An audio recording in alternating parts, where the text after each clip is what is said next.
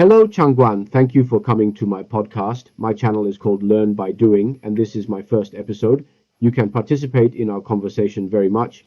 In fact, if we are on this topic, it will be relatively vague. That is to say, I want to talk about data science in the financial industry, as well as some technical applications of AI, and I want to know some of your views. Our conversation is, one, to do open. What's your problem? You can also give a feedback at any time. Here, I want to take this opportunity to introduce myself to the audience. My name is Stephen. Then I have a main business experience in this financial industry for more than 10 years here. Then what I am doing now, I am doing research on AI and data science, and then I will post some videos on YouTube to share some data science and AI big language models with you, facing some application experiences. Then you can see if it is convenient, you can introduce one. Are you okay? Hi, everyone. Then Stephen, thank you for the invitation. And then my name is Joe. What about me? I also have more than 5 years of experience in the financial industry abroad. Then what? Now, there are dual identities. One is a professional trader, mainly engaged in the secondary market, and the other is self-media entrepreneurship. So I don't know what I can bring to you today. Experience sharing, but I'll try my best, hoping to share with you some of my experiences and some views on my entrepreneurial process. Well, okay, thank you very much for your introduction. I think if you have a so-called experience of such a couple, I believe that there should be many places where data will be used in your work. Then let's talk about another topic now, that is the importance of data science, data analysis in your past work.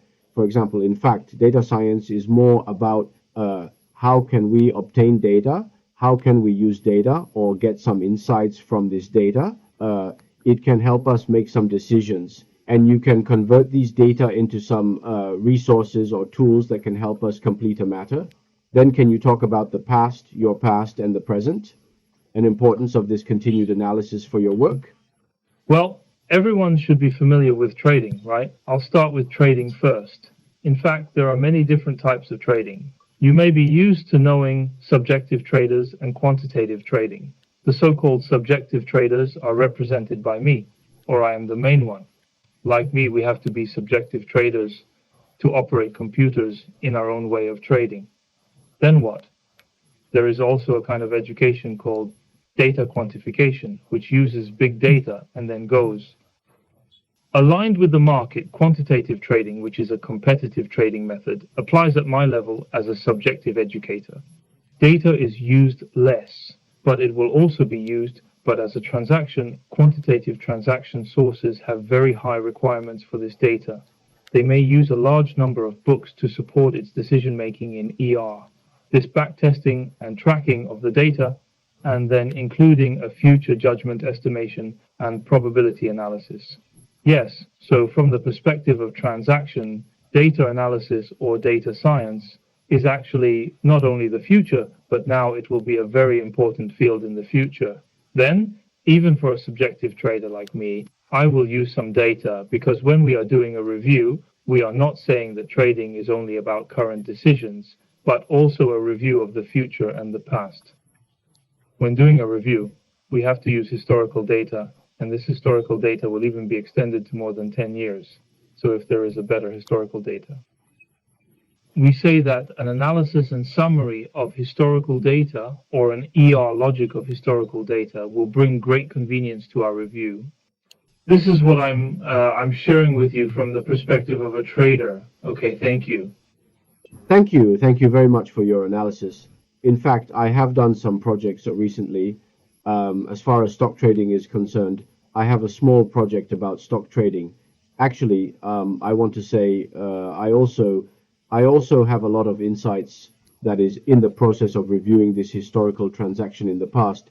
We can see the effectiveness of many trading strategies, and then in fact we can make some assumptions quickly and then verify some trading strategies.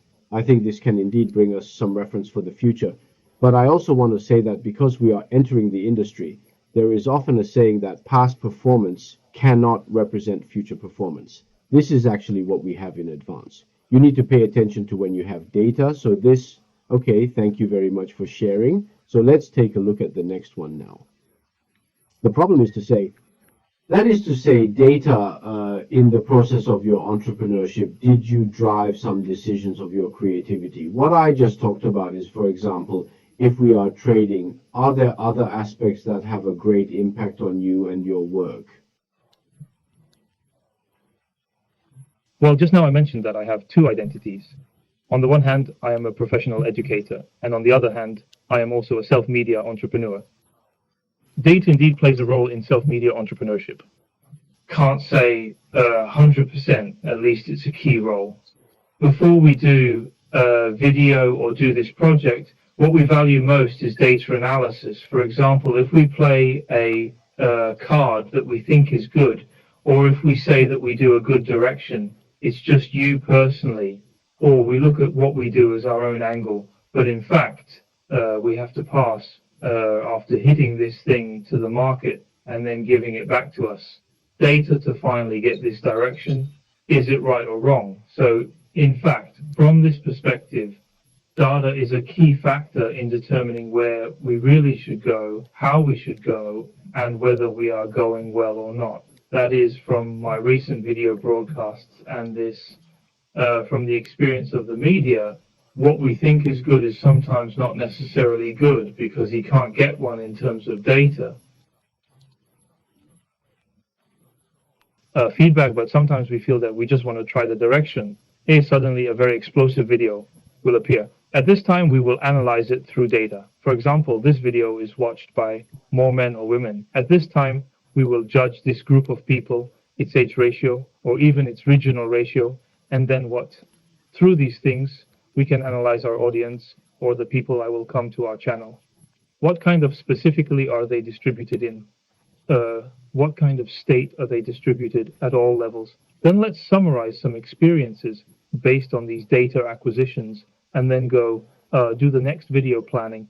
And then after several attempts, our current, it can be said that most of the current videos are directions and planning are new planning based on the experience gained from the data of the previous videos. Therefore, data is equivalent to a very crucial one for the self-media industry. One thing is right. Thank you very much for your analysis. I think your introduction is very comprehensive. Like when you are a self-media blogger in such a job, you are actually making a product. Then after you put this product into the market, you will make this video because of the self-media. When you arrive at this self-media platform, if it is actually heavy, it can actually be said to be equivalent to infinity. But for its algorithm, how can you break through the video? How can you get the highest income or the highest feedback? In fact, it can be said to let you know which direction to go, right? That is, how to make this video better. I think this is really a very interesting and referential scenario. Such a data application scenario is actually not only that you do this self-media, but also that we are doing many things. There is also feedback data, which really includes that I'm afraid of driving further now. For example, for a job like ChatGPT we use now, in fact, for its company, in fact, the total amount of its entire internet data is actually so much. But if it wants to make this model more powerful, it needs more data. So the effective and high quality data is actually for them to develop this product. So when talking about ChatVPR, we want to say, let's expand this topic. As for the big language model, there is already a certain amount of such an application in all walks of life, but it still has some defects. Do you need this more than subsidize your job? To be honest, I'm very much looking forward to this tool since 2.23. Well, access to it is restricted in all aspects, right? This is it.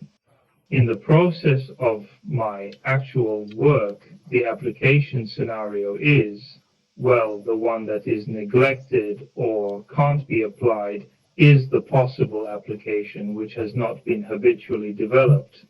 We are not used to saying that we should ask for help from GPT at the first time, and our habit is to ask for help from some conventional search methods at the first time. The first and second one is his search. As a result, at present, a domestic search result is not satisfactory to me personally, but some of the times I search. If I don't get the key information I want to get, I think there should be a lot of room for improvement.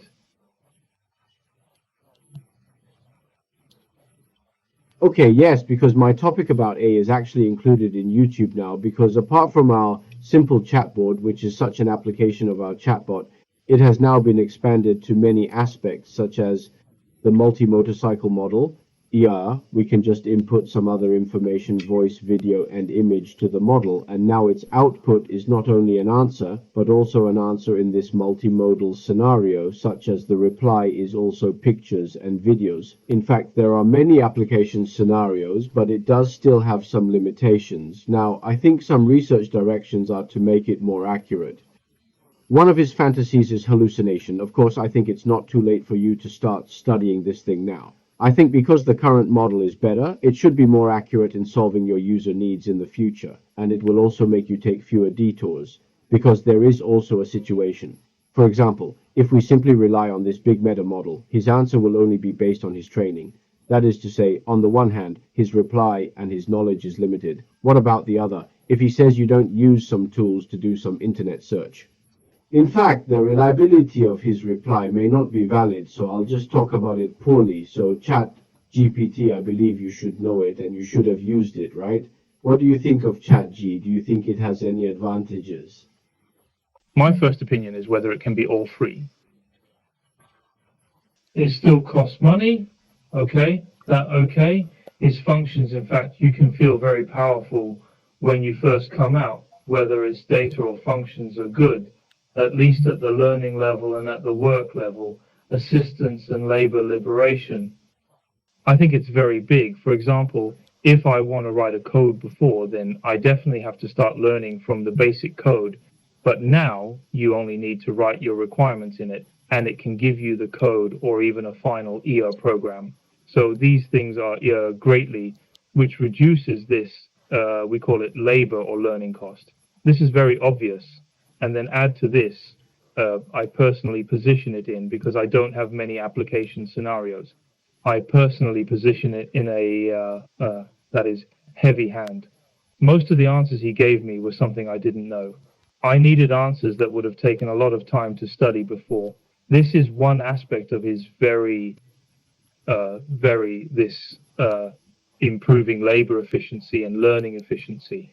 Then talking about his disadvantages, I personally think the disadvantages may still be, it's my fault. That is to say, in our application habits, I still can't reach my level. I will use it as a daily life thing, that is, whether it is positioned or not, and it is more positioned on the computer side.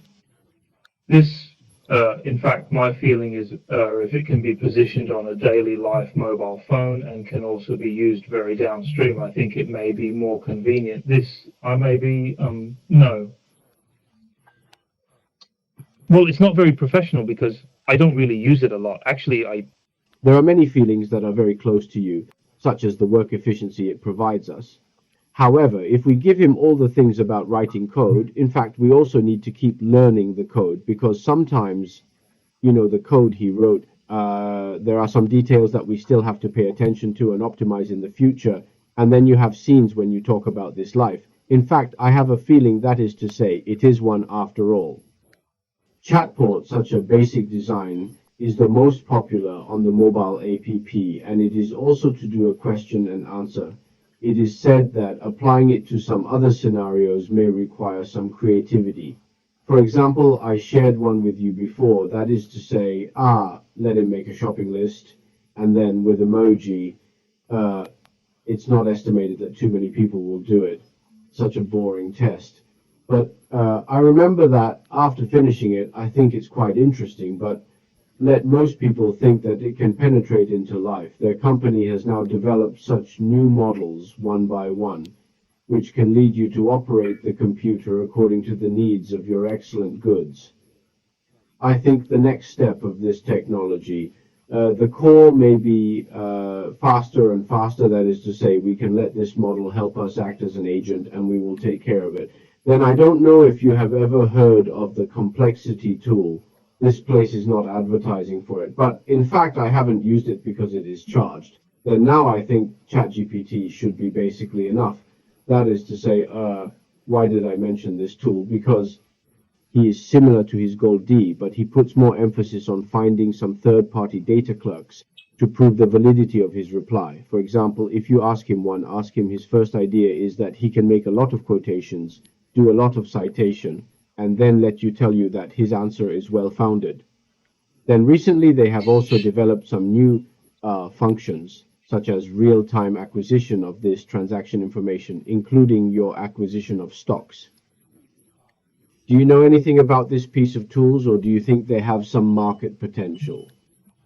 I don't know much about this, but I heard you say it before. I actually want to know about this tool. Is its positioning the same as ChatGPT? Is it just as a knowledge aid tool, or is the specific difference between him and ChatGPT? My understanding is the accuracy of the model and clarity behind it has little difference now, but he emphasized more, that is to say, every reply he gives is based. For example, if you ask ChatGPT, sometimes you ask him what the big language model is, he gives you a reply directly. That reply is based on his training. He doesn't mean to send it to the internet for verification at any time, or to find a paper to apply for this concept, but he can do it with Perplexity, or he emphasizes giving you a reliable feedback. Well, it doesn't matter. I just mentioned this. I think this tool is quite interesting. Maybe in some areas, such as the use of this language model, or its popularity is not necessarily high or limited, including Italy. In Italy, there are also some problems now. For example, a function of the latest intelligent dialogue like ChatGPT is actually the most limited, that is, it happens to be today. If I remember correctly, it is actually very interesting, that is, in each country it is not necessarily very synchronous, so I think if we make excellent goods, there is also such a replacement for manpower. What kind of understanding do you have, for example, can you trust it? That is to say, he has such potential in the future.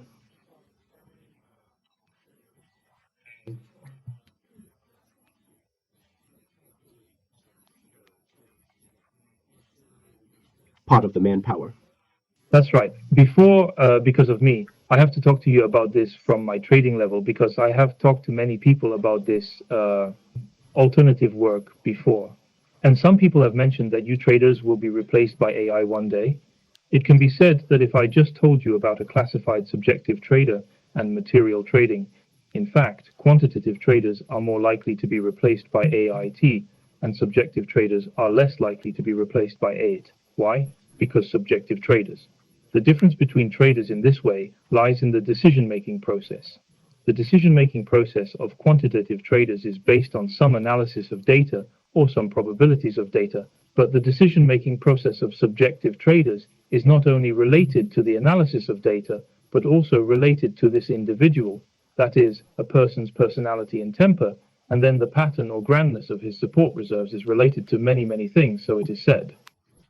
It is difficult for a subjective trader to be replaced by a robot because the robot may not exist, and some emotional things in the trading process are right, so it is.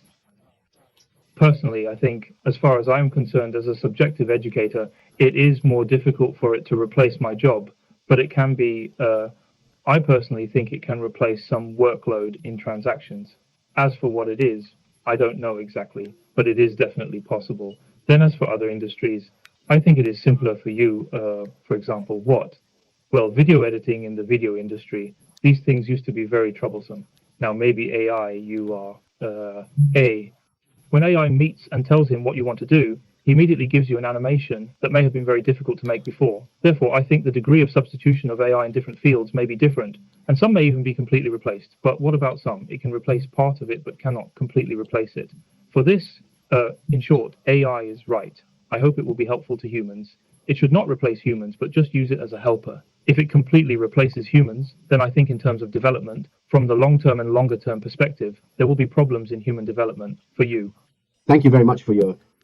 So it's very comprehensive, that is, in such an application scenario of this trader. In fact, from my point of view, we may still AI, because AI is a relatively big concept, because there are many things that are in the limelight now.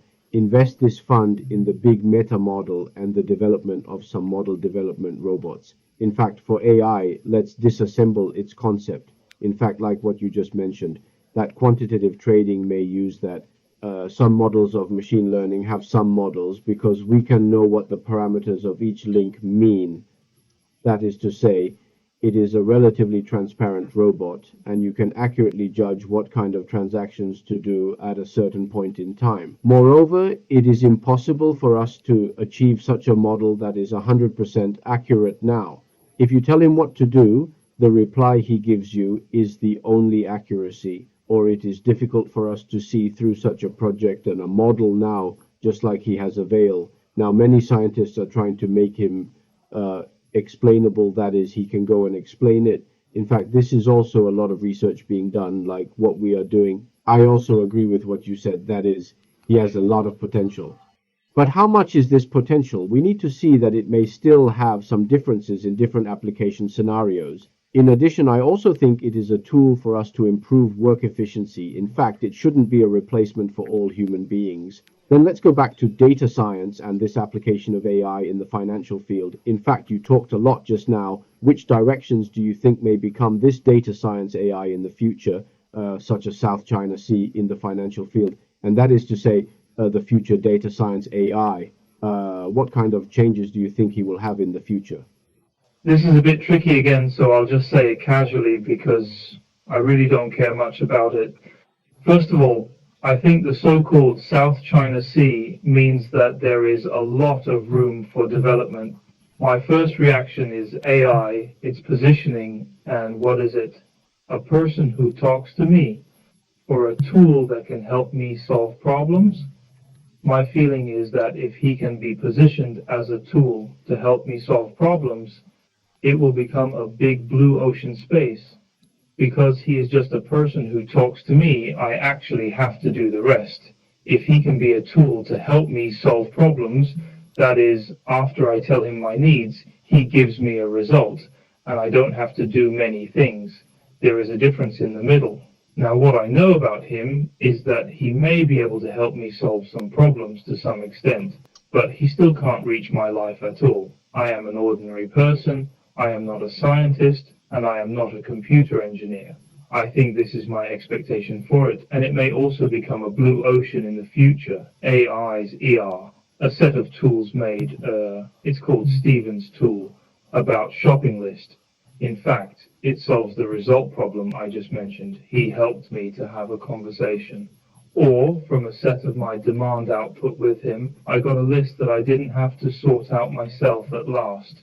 This is a scene that I think can be developed in the future. I fully understand the aspect, that is to say, the accuracy of its living in the future and the degree of its intelligence. We are also looking forward to this in the future. Data science and AI, this research can bring more convenience to life and work. Finally, let's talk about a slightly biased remark, because I know that there are actually many college students in my audience, because some of them studied mathematics in my live video one day, and then they also studied this. There are college students in different professional fields. Well, what kind of suggestions do you have for college students to study and work now, or because now? Our technology is developing very fast. That is AI. I think it is only one aspect. Of course, as far as AI is concerned, for some of our written work, or that is to say, including some of our work that can be automated, in fact, the impact is quite large, and it is also gradually affecting the way we learn, because many students have begun to use AI now. Yes, you can gain knowledge from his side. This is the first and second, still have to. This application scenario of AI falls to me personally, and I think it will fall into life. That is, if you divide it into two categories, if you are not college students and don't use this, AI as a tool, then I think it can be used more. Use it because, after all, the most cutting-edge things of the times, you can feel the development of the times. So if you want to devote yourself to the creation of AI. In the field of manufacturing, I think I'm still my personal suggestion, and I should still use this as the main factor. Because what comes out in the end, if it's only in a small circle, it's better to give it to everyone and judge it so that we can get a more objective result. Okay? Stephen, okay. Thank you very much for sharing. It means a lot. regarding a study and work suggestion for college students. In fact, I am too. This is an attitude of encouragement. Say everyone should know, that is to say no matter what, that is to say is the accuracy of his current output high or low. For a new tool, we have to know it instead of blindly avoiding it. On the other hand, I do see that there are many professors and researchers who have many opinions on LinkedIn, that is how they can improve their teaching quality in such a new environment, and that is an interaction with students. In fact, I think we need to work hard in many aspects, that is, as a learner or user, to have a deeper understanding of his words or to know one of his advantages and disadvantages over educators. He also needs to know, that is, how to go. Educating this new student is actually a difficult topic, of course, because I'm not an expert in this field. There are pure bricks to attract jade. I hope I can invite relevant guests to continue to talk about related technologies in my podcast in the future, and I can also talk about the impact of this AI on our life and work. Look, thank you very much, Georgio, for coming to our broadcast room today, and then I hope we can talk about some related topics in the future. Then thank you very much. It's been a pleasure. Thank you, Stephen, and thanks to everyone. Okay, thanks. Goodbye. Well, bye, everyone.